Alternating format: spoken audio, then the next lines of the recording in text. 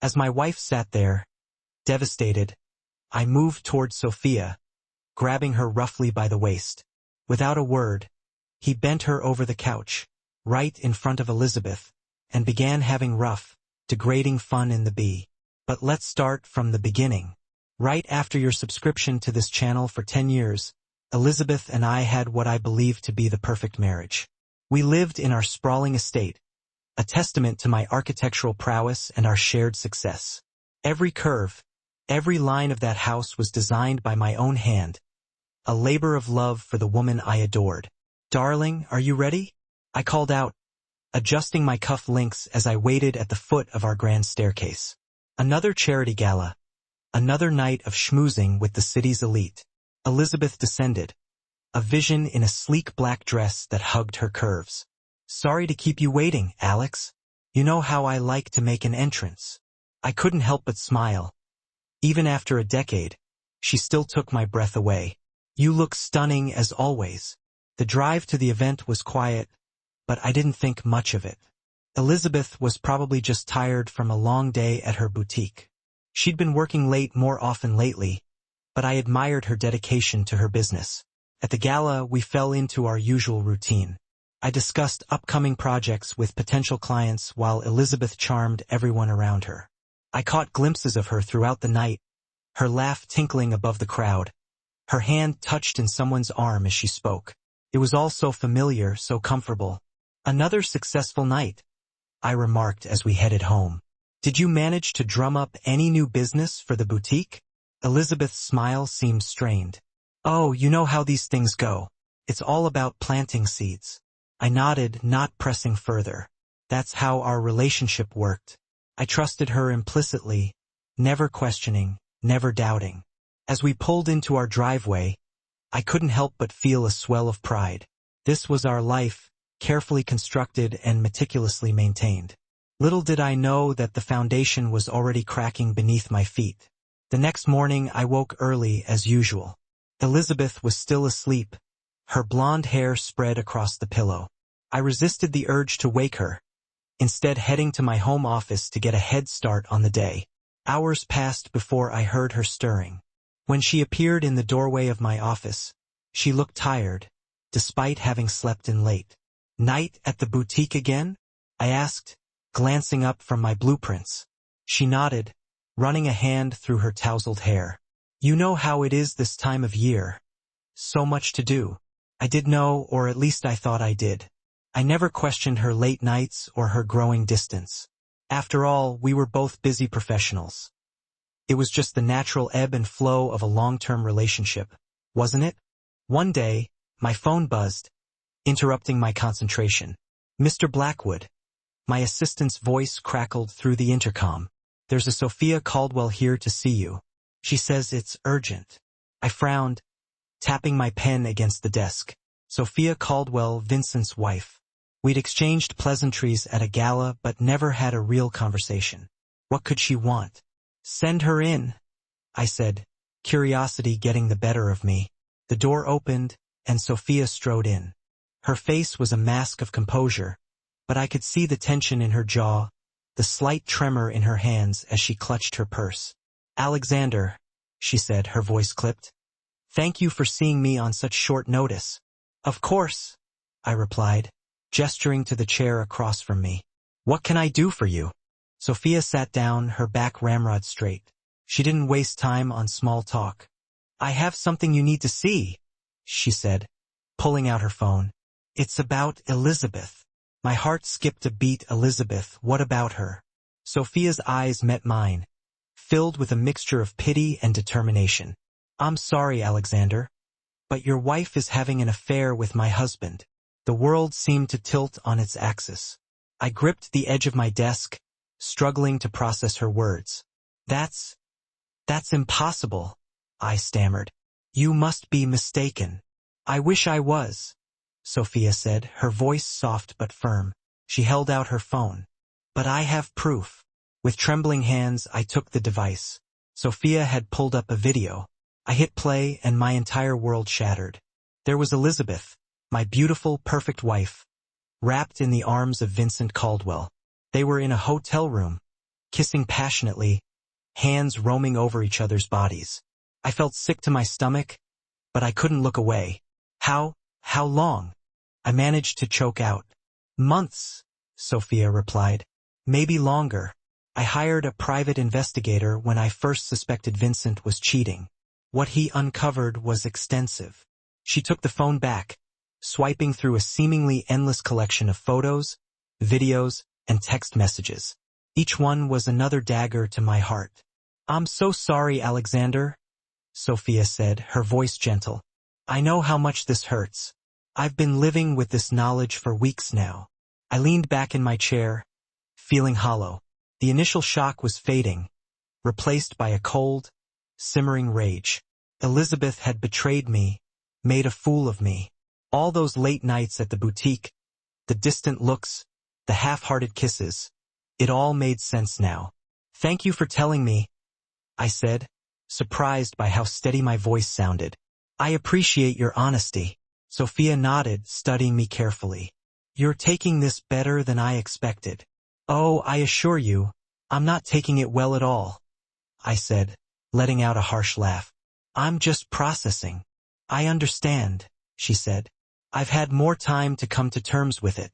But Alexander, I didn't just come here to break the news. I raised an eyebrow. Oh, Sophia leaned forward, her eyes blazing with intensity. I want revenge on both of them, and I think you do too. A slow smile spread across my face. It wasn't a pleasant expression. You're right about that. I'm filing for divorce, Sophia continued. But that's not enough. I want to destroy Vincent, take everything from him, and I want to help you do the same to Elizabeth. I considered her words carefully. The architect in me always planned, always calculated. I was already formulating ideas. What did you have in mind? For the next hour or so, and I talked strategy, poring over the evidence she had gathered, identifying weak points we could exploit. We discussed finances, reputations, and mutual friends we could turn against them. With each passing minute, my initial shock hardened into cold determination. We need to confront them, I said finally, but not separately, together. Let them see that we know everything. Sophia nodded, a predatory gleam in her eye. Make them squirm, she said. I like it more than that, I continued, warming to the idea. We'll do it publicly at the charity gala next week. Elizabeth's been planning it for months. It's the perfect stage to humiliate them in front of everyone they know. Sophia mused. It's deliciously cruel. I'm in. As we hammered out the details of our plan, I felt a strange sense of camaraderie with Sophia. We were bound together by our shared pain, our mutual desire for vengeance. It wasn't a healthy connection, but it was powerful. Thank you, I said as she prepared to leave, for telling me the truth, for all of this. Sophia paused at the door, her expression softening slightly. We're in this together now, Alexander. They hurt us both. It's only fair we return the favor. As the door closed behind her, I turned to look out the window. The sun had set, casting the city in shadows. Felt fitting. The life I thought I knew had ended. Now all that remained was the cold satisfaction of revenge. I picked up my phone, my thumb hovering over Elizabeth's name. Not yet, I decided. Let her enjoy her lies for a few more days. Soon enough, her entire world would come crashing down around her, and I would be there to watch it burn. Saturday, 7:30 p.m. I stood in front of the mirror, adjusting my tie for what felt like the 100th time. The house was immaculate, every surface polished to a shine. Everything had to be perfect for tonight's performance. Darling, are you almost ready? Elizabeth's voice floated up from downstairs. The guests will be here soon. I took a deep breath, studying myself. Just a moment, dear, I called back. As I descended the stairs, I saw Elizabeth standing in the foyer, a vision in a deep blue cocktail dress that hugged her curves. For a split second, my resolve wavered. How could someone so beautiful be capable of such betrayal? You look stunning, I said, my voice steady despite the turmoil inside. She beamed at me, completely oblivious to what was coming. Thank you, sweetheart. I'm so excited to meet these important guests of yours. I smiled tightly. They'll be here any minute, right on time. The doorbell chimed. Elizabeth moved to answer it, but I placed a hand on her arm. Allow me. I opened the door to reveal Sophia, resplendent in a black dress that screamed elegance and power. Her eyes met mine, a silent understanding passing between us. Sophia, Elizabeth's voice faltered slightly as she recognized our guest. What a pleasant surprise. Sophia's smile was razor-sharp. Elizabeth, darling, it's been too long. I ushered Sophia inside, watching Elizabeth's face carefully. A flicker of unease crossed her features before she managed to school her expression back into polite interest. Can I offer you both a drink? I asked, moving towards the bar cart. Scotch neat, Sophia replied, her gaze never leaving Elizabeth. Elizabeth nodded, her smile becoming strained. White wine for me, please. As I poured the drinks, I could feel the tension in the room ratcheting up. Elizabeth was fidgeting with her bracelet, a nervous habit I'd noticed over the years. So, Sophia, she began, clearly trying to break the awkward silence. How's Vincent? I haven't seen him at any of the recent charity events. Sophia's laugh was cold and brittle. Oh, I'm sure you know exactly where Vincent's been, Elizabeth. Elizabeth's eyes widened, and she looked to me in confusion. I simply handed her the wine, my face an expressionless mask. Shall we move to the dining room? I suggested, gesturing towards the meticulously set table.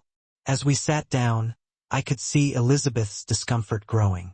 She kept glancing between Sophia and me, trying to decipher the undercurrent of tension.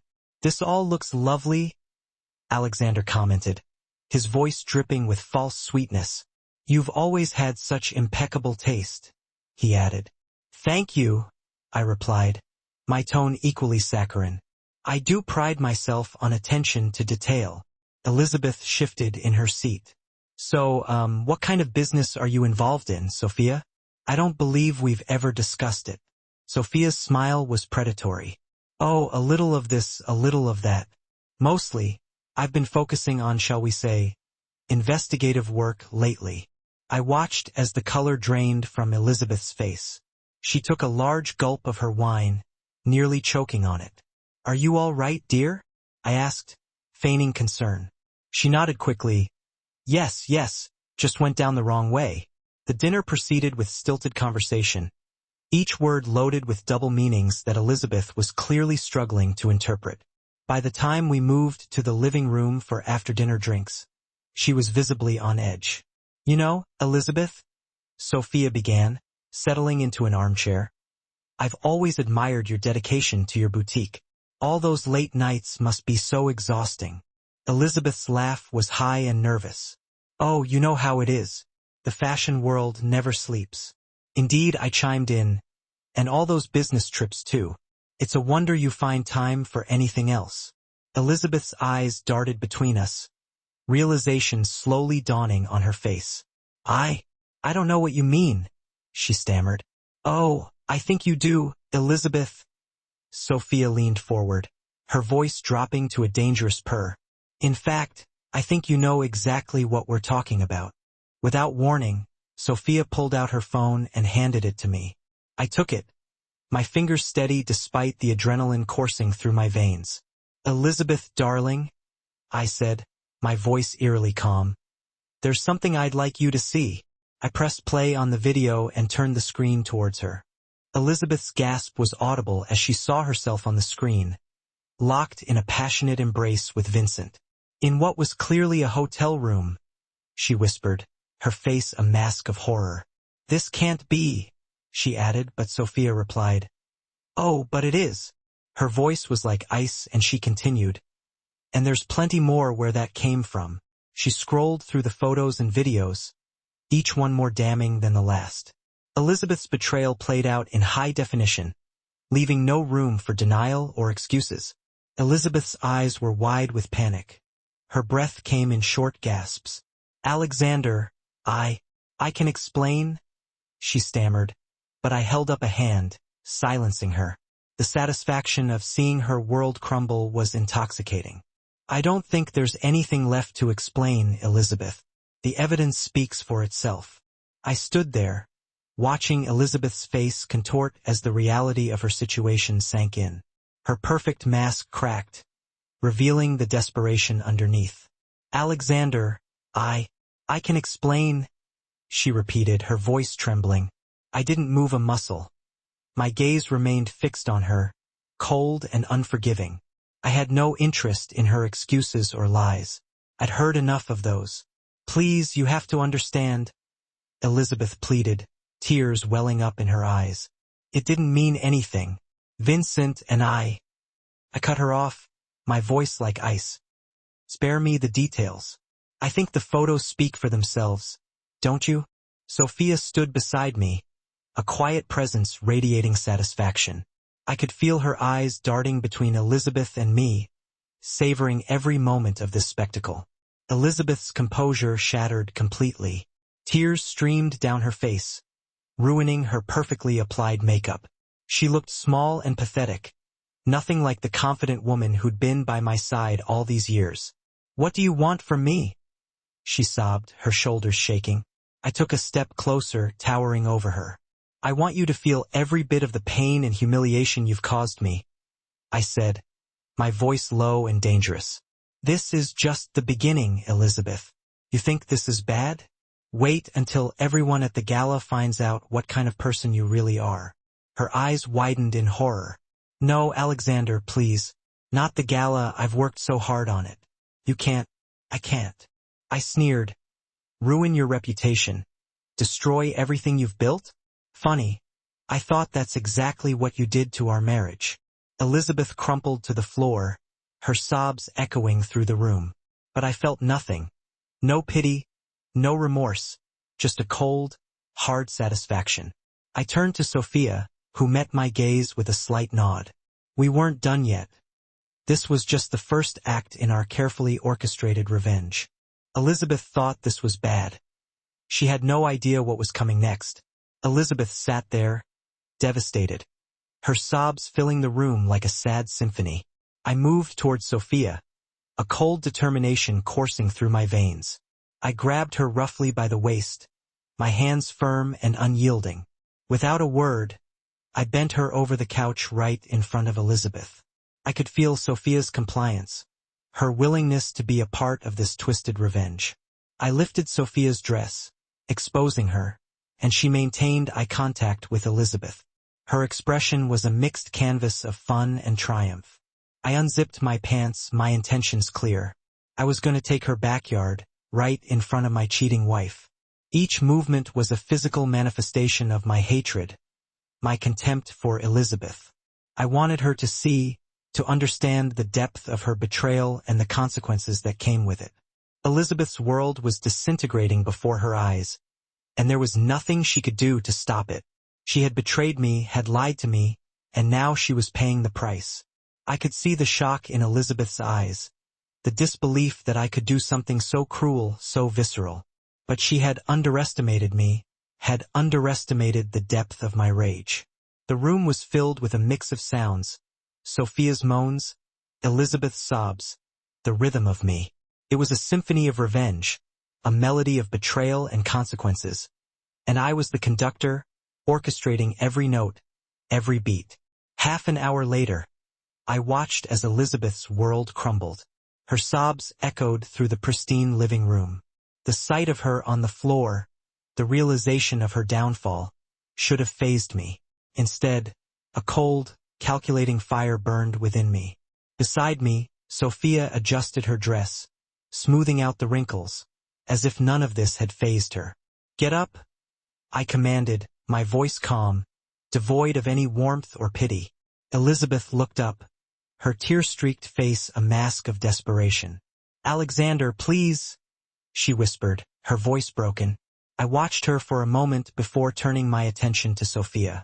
Thank you for your participation, I said, dismissing her with a nod. Sophia's eyes met mine, a silent understanding passing between us. She gathered her things and left, her heels clicking against the marble floor, each step echoing like a countdown to Elizabeth's doom. Once she was gone, I directed my gaze back to Elizabeth. Stand up, I repeated, my tone icy. Slowly, she rose to her feet, her body shaking. Alexander, I didn't mean for any of this to happen, she stammered. But the words sounded hollow, even to her. I walked over to the small liquor cabinet, pouring myself a drink. The amber liquid swirled in the glass as I took a measured sip. The burn was a stark contrast to the cold satisfaction coursing through me. You didn't mean for it to happen? I repeated, my voice dripping with sarcasm.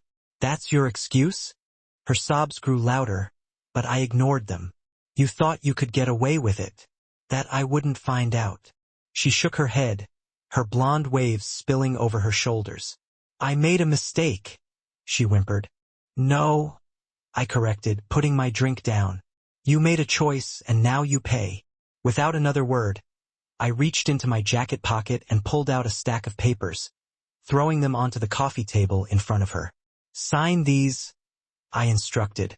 Elizabeth looked at the papers, her hands trembling as she picked them up. Divorce papers? She asked, her voice barely a whisper. Divorce papers, I confirmed, my tone final. You won't get a penny from me, Elizabeth. Not after what you've done. She looked at me, wide-eyed, her lip quivering. But I have nothing without you, she pleaded. I shrugged, a cold smirk playing on my lips. Perhaps you should have thought of that before you decided to betray me.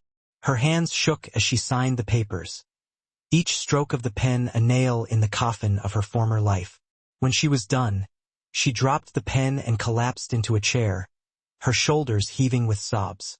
You're free to go, I said, turning away from her. I couldn't bear to look at her anymore, the woman I had once loved, reduced to this broken, deceitful husk. The next few months were a whirlwind. The court proceedings were swift and brutal. My lawyer, an old friend who owed me a favor, made sure every piece of evidence was meticulously presented. Photos, videos, texts, all laid bare for the judge to see. Elizabeth didn't stand a chance. I stood in the courtroom, the weight of my victory a heavy but gratifying burden. The judge ruled in my favor on every count, full ownership of the estate, full ownership of our assets. Elizabeth was left with nothing but the clothes on her back as the court session ended. I watched Elizabeth being escorted out, her figure a shadow of its former elegance. She tried to make eye contact, to find some semblance of pity or forgiveness. I gave none. She was a pariah, now cast out from the social circle she once ruled. I returned to our estate, now my estate. The cold, calculated satisfaction of reclaiming control over my life was comforting. The sharp ring of my phone cut through the silence. Sophia's name flashed on the screen. Alexander, her cool voice greeted me. I thought you'd like to know, it's done. A smirk tugged at my lips. Vincent didn't take it well, I presume? Oh, he tried to fight, Sophia replied, a hint of amusement in her tone. But my lawyer was persuasive. The evidence we gathered left him no wiggle room. I chuckled darkly. I'd expect nothing less from you, Sophia. What was the final tally? Let's just say I won't be wanting for anything, she purred. Vincent's reputation is in tatters, and his bank account isn't looking much better. The board is already discussing his replacement. Excellent, I said, savoring the word. Sophia's laugh was cold and crisp. Last I heard, she's living in a studio apartment working as a sales clerk. Quite the fall from grace, wouldn't you say? I nodded, even though she couldn't see me. Indeed. It seems our plan worked out perfectly. That it did, Alexander, Sophia agreed. Care to celebrate? I have a bottle of champagne that's been waiting for this moment. I considered for a moment. Why not? I'll be there in an hour. As I hung up, I couldn't help but feel a surge of pride. We had dismantled our cheating spouses' lives with surgical precision, leaving them with nothing but the consequences of their actions. I poured myself a glass of scotch, raising it in a silent toast to sweet revenge. The amber liquid burned pleasantly as I swallowed, a reminder that I was still here, still standing, while Elizabeth and Vincent had lost everything. As I prepared to leave for Sophia's, I caught my reflection in the mirror. The man staring back at me looked different, harder, colder, perhaps, but undeniably victorious. I straightened my tie, grabbed my keys, and stepped out into the night, ready to toast the demise of those who had wronged us.